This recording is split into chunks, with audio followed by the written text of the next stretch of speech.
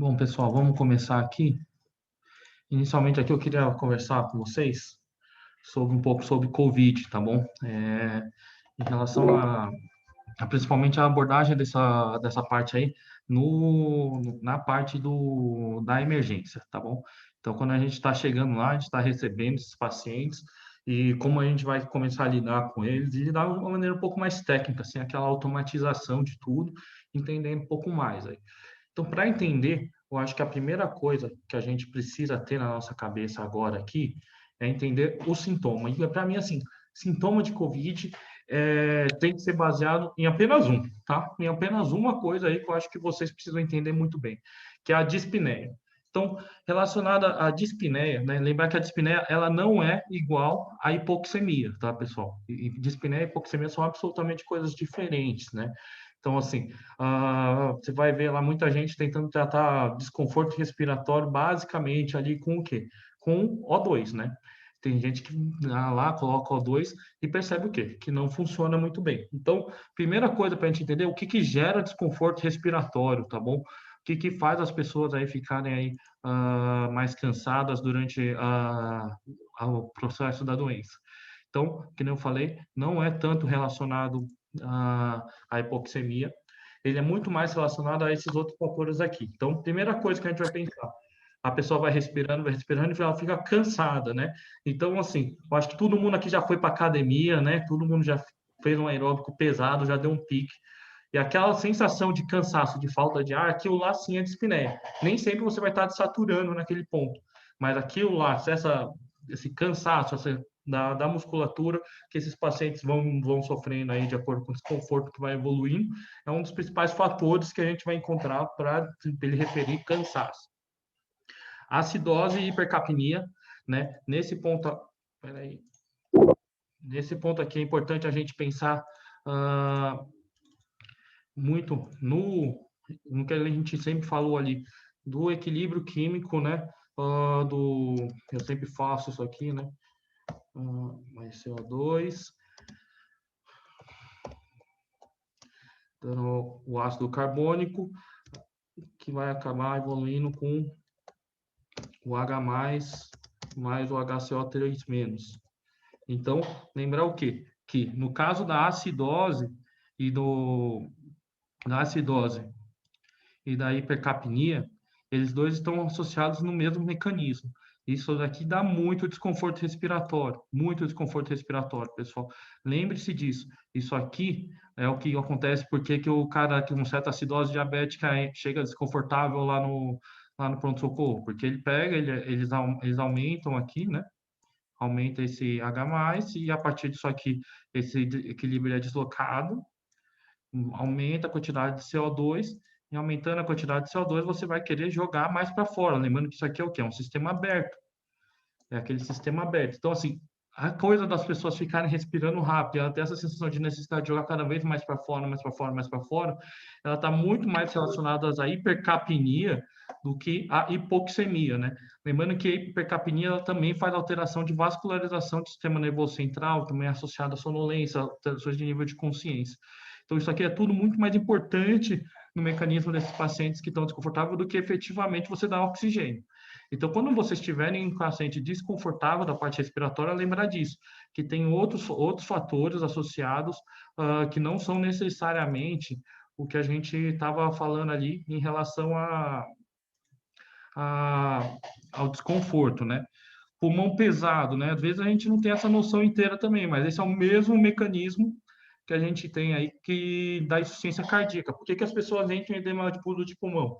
Quem já viu dispneia por edema agudo de pulmão sabe que os caras ficam cansados pra caramba. Eles ficam cansados por quê? Por congestão. Então, o pulmão dessa pessoa vai começando a ficar inflamado, ele fica mais difícil de ventilar, ele fica pesado, né? Uma perda de complacência. Então, lembrar o quê? Que nos processos inflamatórios evolutivos do COVID, ele vai evoluir com uma inflamação importante do pulmão, e essa inflamação importante do pulmão vai piorar a complacência dele, vai piorar a sensação do quê? De ele estar enchendo o pulmão de ar. O alvéolo, ele começa a ter dificuldade, o cara começa a ter dificuldade de expandir esse alvéolo. E essa dificuldade de expandir o alvéolo, essa diminuição de volume corrente normal desse paciente, é o que acaba dando essas alterações aí. E lembrar o quê? Essa é uma entidade que começou a aparecer bastante aqui no COVID, que o pessoal chama de HAP hipoxêmicos. Quem são os HAP hipoxêmicos? São exatamente aqueles casos que estão perdendo a área de troca, que eles têm área inflamatória pulmonar e eles vão ficar hipoxêmicos, mas eles, de fato, eles ainda não estão acidóticos, eles não estão com hipercapnia e eles têm um infiltrado provavelmente ali um pouco mais de vidro fosco, periférico, então ele consegue manter ainda o volume que ele faz. Isso tudo aí faz com que ele fique hipoxêmico, mas ele é HAP mais ou menos, né? Ele continua tendo os efeitos da hipoxemia, só que ele não tem sensação de desconforto. Então a gente vai ter que ajudar esse cara também aí a não falar assim, ele tá feliz, então ele tá bom. Não, isso é uma coisa que a gente inventou.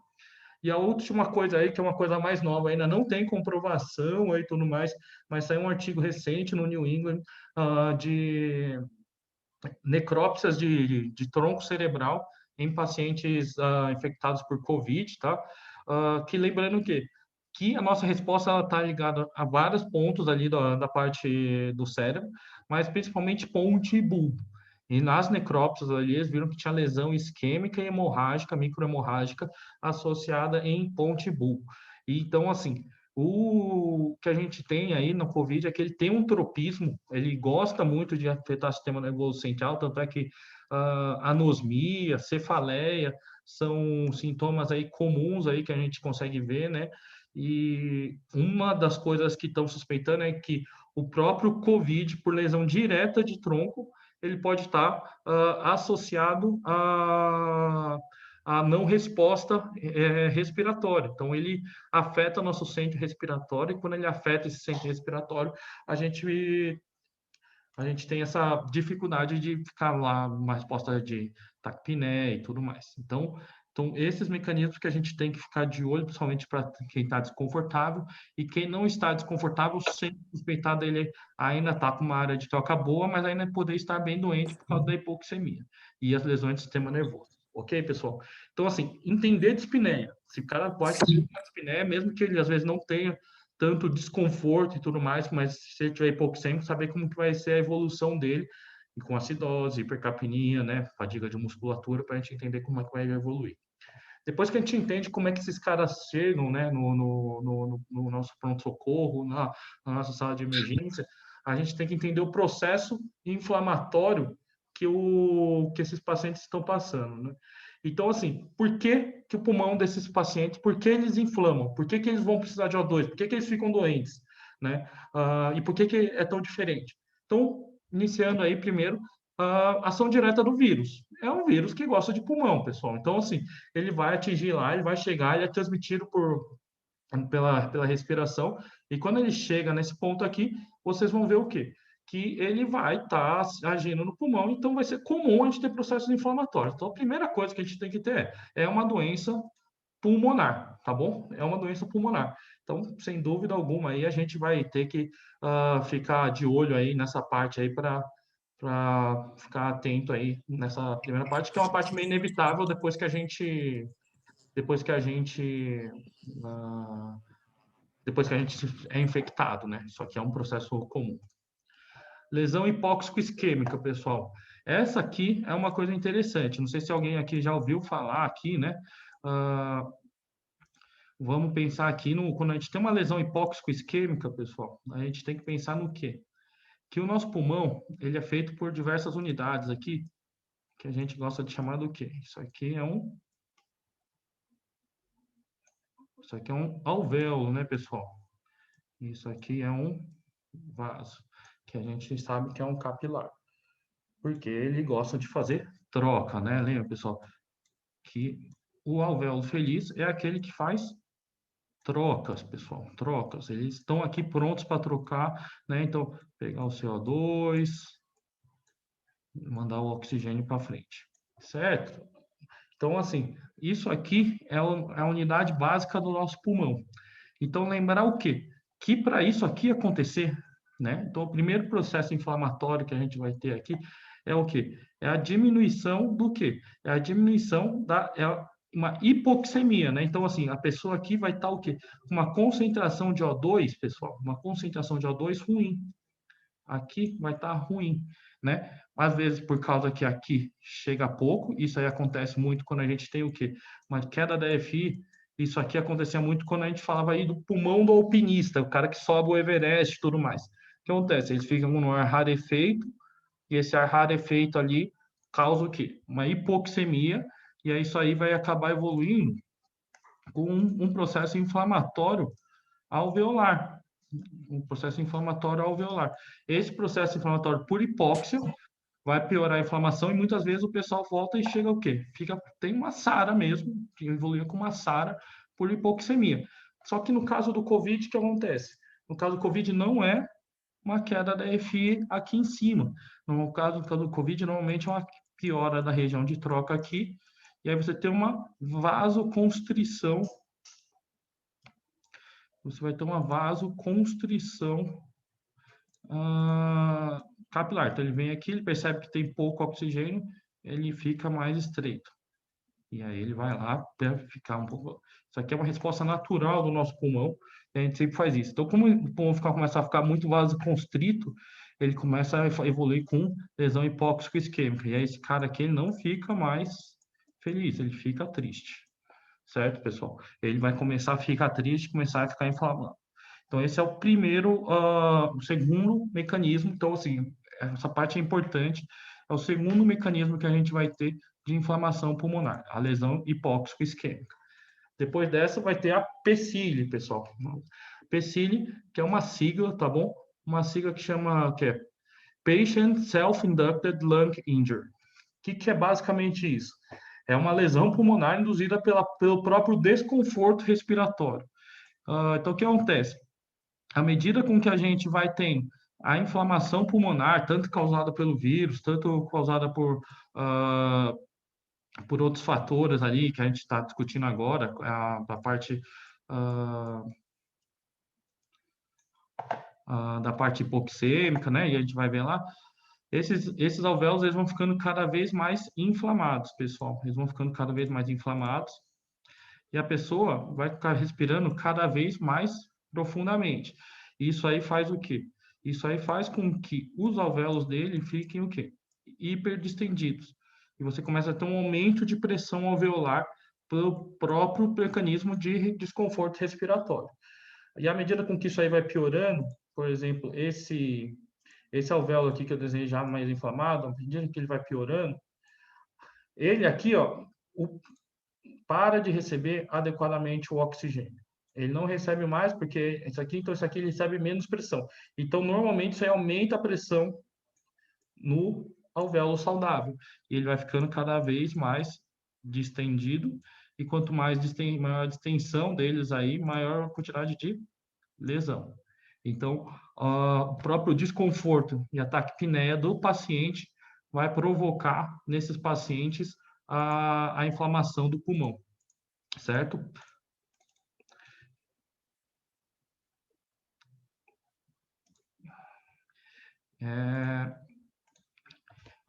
O quarto mecanismo inflamatório do COVID, do pulmão, isso aqui é muito parecido, é a vilha, quando a gente intuba, né? A gente intuba e quando a gente está controlando a respiração dele, a gente começa a fazer volumes muito altos, pressões muito altas, a gente faz o que o PC estava fazendo antes, mas só que agora induzida pela ventilação mecânica. Então, Ventilation Induced Lung Injury, que é muito parecido com o que a gente estava fazendo com o mecanismo, certo? Quinto mecanismo inflamatório é o próprio choque séptico. Você vai ter um choque distributivo no qual ali a perfusão alveolar do paciente vai ficar ruim. Esse choque distributivo que vai ficar pior. Então, de novo, voltando ali para o nosso desenho, quando a gente vai pensar nessa parte do choque distributivo, a gente está pensando o quê? A gente tem o nosso alvéolo aqui perfeito, estava tudo certinho, e a gente vai ter o nosso vaso sanguíneo aqui. Só que esse vaso aqui, ele vai ter o quê? Ele não vai ter a quantidade de líquido suficiente aqui, porque ele vai estar mal distribuído. Ele não vai ter a PA, né, a PA adequada para você ter o gradiente para forçar essas trocas. E ele vai estar chocado. Ele é um estado de uma perfusão tecidual pelo próprio choque séptico causado pelo vírus, tá, pessoal? A gente gosta muito de falar sepsis igual a bactéria, igual a antibiótico. Não. né? Sepse é igual a um processo inflamatório infeccioso. Esse cara tem um foco, só que o foco dele é é viral, né? É uma etiologia viral para essa inflamação. Mas isso aí é perfeitamente possível e pacientes chocam, a gente sabe, muita gente entra com nora e tudo mais, né? E a gente sabe aqui, né? Embolia e trombose. A gente sabe que o COVID ele é trombogênico, ele tem uma tendência a formar mais trombos. E não é só o TEP, tá, pessoal? Não é só aquele TEP grande que vocês veem que vai ter repercussão hemodinâmica e o cara faz choque obstrutivo. Eles têm microembolia, microcoágulos que vão afetando essa parte da inflamação pulmonar, tá bom? E essa inflamação pulmonar ela vai piorando de acordo com que as coisas vão acontecendo. Então, sempre tomar cuidado com essa parte aí. Então, como que a gente vai fazer a abordagem? Como que a gente trata a COVID, né? Eu acho que isso é importante aí para vocês.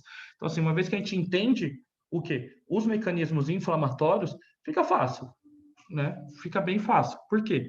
Porque, basicamente, o que a gente vai precisar fazer é o quê? Interromper o que está acontecendo, cada um dos mecanismos que vão inflamar o nosso pulmão. Vocês entendendo o processo inflamatório, é simplesmente interromper o processo inflamatório e a gente vai ir bem com o nosso paciente com COVID, certo?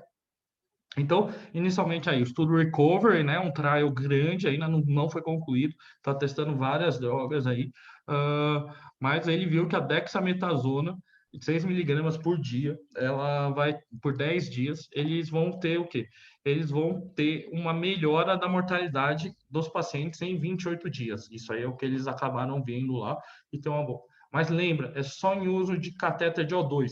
Corticoide na fase inicial, corticoide em pacientes que não estão em uso de O2, eles diminuem o tempo de clearance viral, eles diminuem a resposta inflamatória e normalmente esses pacientes, eles evoluem pior, tá, pessoal? Eles têm aumento de mortalidade.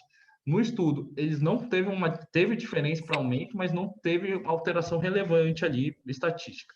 No entanto, ele é associado sim a maior mortalidade. Então, cuidado, tá, pessoal? Paciente que não está precisando de O2 não precisa de corticoide. Vocês que estão de trabalho em porto e tudo mais, ele não precisa. Isso aqui é uma indicação que é para ser usada intra-hospitalar, pacientes internados com necessidade de suporte ventilatório. Correção de hipoxemia, lesão hipóxico isquêmica, lembra lá, lesão hipóxico isquêmica, piorando ali a vasoconstrição, diminuindo a perfusão alveolar, aumentando a inflamação. Então, mesmo que o cara tiver no HEP hipoxêmico, mesmo que o cara tiver com uma pouca alteração inflamatória naquele ponto, a gente deve sim corrigir a saturação do nosso, a hipoxemia dos pacientes, mesmo se eles estiverem confortáveis. Eles estão confortáveis porque eles têm dificuldade de resposta, porque eles ainda estão num estágio onde a complacência e o volume deles ainda está adequado. Não tão hipoxêmicos porque eles são acostumados a isso. Então, muito cuidado com esses caras aí que chegam lá no pronto-socorro e estão confortáveis. Eles são graves, só que eles ainda eles têm bastante pulmão para salvar. Então, a gente tem que tomar muito cuidado e corrigir a hipoxemia deles. Seja com catéter, máscara de O2, seja com qualquer mecanismo que a gente for aplicar para eles. Diminuição do desconforto respiratório. Por quê? Pecile. Exatamente, pessoal. É muito fácil. Depois que a gente entende a inflamação, fica tudo simples. A gente sabe o que inflama, a gente interrompe o que inflama. Então, adianta eu estar saturando bem, 95, 96, mas com desconforto respiratório, musculatura acessória, taquipneia? Não adianta. O processo inflamatório vai continuar. Você tem que interromper a inflamação do paciente. Se você não interrompe a inflamação, você não consegue de maneira alguma o quê? Para interromper a doença, o processo de doença do paciente. Se você não interromper esse processo, ele vai inflamar mais, ele vai evoluir com piora. Avaliação do fenótipo e perfil. Só que a gente vai conversar um pouco mais para frente, para a gente entender o quê? A nossa abordagem vai depender muito do qual e como a gente vai abordar a via aérea do paciente, do que ele vai precisar. Então, se ele vai precisar de mais fluxo de O2, se ele vai precisar de mais FI de O2, ou se ele vai se beneficiar o quê? De pressão. Se ele vai ter pulmão recrutável, que a gente fala, se ele vai ter recrutabilidade, ou se ele vai ter uma inflamação mais difusa pulmonar. Isso tudo vai na parte do. Eu coloco fenótipo, porque fenótipo é meio genético, mas é como o pessoal anda falando por aí. Então, o Gattinone, que é um cara italiano, ele fez esse estudo aqui para a gente, pessoal, que é um estudo de 3, 4 páginas, aí no próximo slide vai ter, mas eu deixei aqui um pouquinho maior, falando o quê? Dos perfis low e perfil high do COVID. Qual que é a diferença, pessoal? Qual que é a diferença? O perfil low, ele é aquele perfil que vai ter uma inflamação mais em vídeo fosco, que, na verdade, ele vai ter uma complacência pulmonar melhor. Ele vai ter uma inflamação pulmonar, mas ele não vai ter o quê? Áreas de consolidação extensas e tudo mais. Então, vamos lá. Vamos entender um pouquinho mais aqui o que a gente estava querendo fazer. Porque é o seguinte, né? O que a gente está aqui querendo fazer é o quê? A gente tem o nosso alvéolo aqui e, inicialmente, o vídeo fosco seria o quê? O vídeo fosco, ele é baseado num processo inflamatório intersticial, pessoal. Olha aqui. Lembrar que o vídeo fosco na tomografia ele é o quê? Ele é um pouquinho de branco e um pouquinho de preto. Ele é cinza. Se ele é cinza, a gente tem que entender que ele tem o quê? Ele vai ter a presença do quê? Ele vai ter a presença de ar. O ar vai estar entrando. Então, aqui, os seus alvéolos eles vão estar abertos e com recheados de ar. E ele vai ter um aumento do quê? De líquido. Ele vai ter edema, ele vai ter inflamação intersticial. Isso aqui que vai ser o quê? Que vai piorar a nossa área de troca.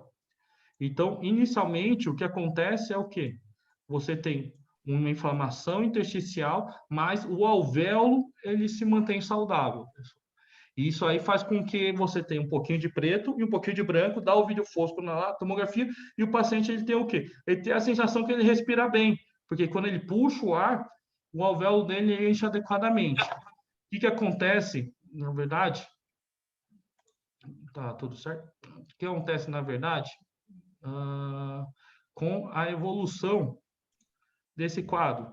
Com a evolução desse quadro, ele te vai ter um processo inflamatório alveolar mais importante. E à medida com que esse alvéolo vai se inflamando, acontece o quê? Tem uma substância aqui, pessoal, dentro do alvéolo, que chama surfactante. Ele impede o colabamento, ele impede o colabamento do alvéolo. Quando ele inflama, esse surfactante ele perde sua função, e aí o que acontece com ele? Quando ele perde a função dele, o nosso alvéolo ele colaba, pessoal. Ele colaba. Ele colaba. Quando ele acaba colabando aqui na nossa frente, ele para de receber ar. E outra coisa que vai acontecer é essa inflamação piorar. E aí a nossa via aérea fica cheia de secreção. Quando ela fica cheia de secreção, a gente começa a perceber também o quê? Que o ar não está chegando mais. Então, o que a gente está falando aqui? Ele começa a fazer áreas que são perfundidas, mas elas não são efetivamente o quê? Áreas perfundidas, mas não são ventiladas. Ele começa a fazer shunt alveolar pulmonar. Isso aqui não tem mais preto, pessoal, não tem mais ar, o ar não entra mais. Eu fiz aqui de preto de propósito. Por que ele não entra mais? Porque está congesto e tudo mais. Então, quando